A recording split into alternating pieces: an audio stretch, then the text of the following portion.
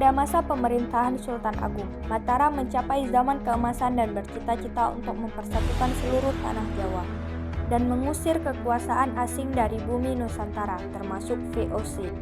Tindakan VOC yang terus berupaya untuk melakukan monopoli perdagangan membuat para pedagang pribumi mengalami kemunduran. Kebijakan monopoli itu juga dapat membawa penderitaan rakyat. Sultan Agung merencanakan serangan ke Batavia. Ada beberapa alasan mengapa Sultan Agung merencanakan serangan ke Batavia, yaitu 1. Tindakan monopoli yang dilakukan oleh VOC. 2. VOC sering menghalang-halangi kapal-kapal dagang Mataram yang akan berdagang di Malaka. 3. VOC menolak untuk mengakui kedaulatan Mataram. 4. Keberadaan VOC di Batavia telah memberikan ancaman serius bagi masa depan Pulau Jawa. Pada tahun 1628, Sultan Agung telah mempersiapkan pasukan dengan segenap persenjataan dan perbekalan untuk menyerang Batavia dengan Gubernur Jenderal VOC-nya adalah J.P. Kun. Tetapi kekuatan tentara VOC dengan senjatanya jauh lebih unggul sehingga dapat memukul mundur semua lini kekuatan pasukan Mataram. Serangan tentara Sultan Agung pada tahun 1628 itu belum berhasil. Serangan kedua pada tahun 1629, pasukan Mataram kembali diberangkatkan menuju ke Batavia. Belajar dari kekalahan, Sultan Agung meningkatkan jumlah kapal dan senjata. Ia juga membangun lumbung-lumbung beras untuk persediaan bahan makanan seperti di Tegal dan Cirebon. VOC mengirim kapal-kapal perang untuk menghancurkan lumbung yang dipersediakan pasukan Mataram. Dengan mengandalkan persenjataan yang lebih baik dan lengkap, akhirnya VOC dapat menghentikan serangan-serangan pasukan Mataram.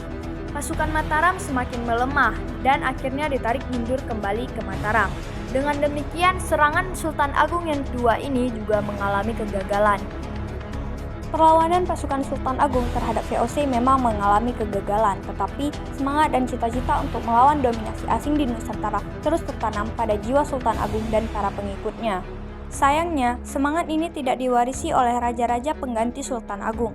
Setelah Sultan Agung meninggal pada tahun 1645, Mataram menjadi semakin lemah sehingga akhirnya berhasil dikendalikan oleh VOC. Sebagai pengganti Sultan Agung adalah Sunan Amangkurat I. Ia memerintah pada tahun 1646 sampai 1677. Ternyata Raja Amangkurat I merupakan raja yang lemah bahkan bersahabat dengan VOC. Raja ini juga bersifat reaksioner dengan bersikap sewenang-wenang kepada rakyat dan kejam terhadap para ulama.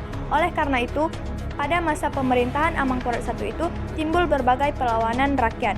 Salah satu perlawanan itu dipimpin oleh Tarunajaya.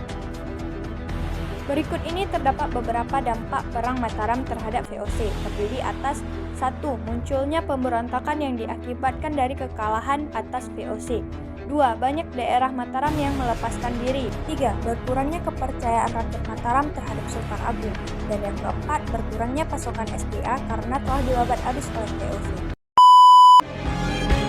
Ini perang suci untuk meneruskan perjuangan Mahapatih Gajah Mada dalam menyatukan Nusantara.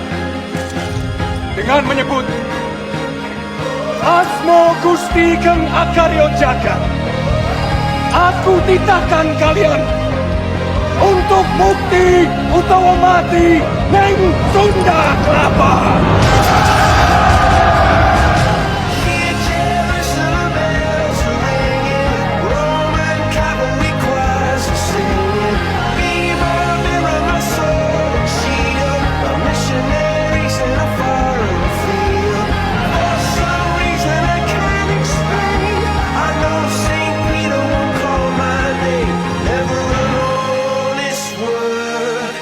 That was when I ruled the world.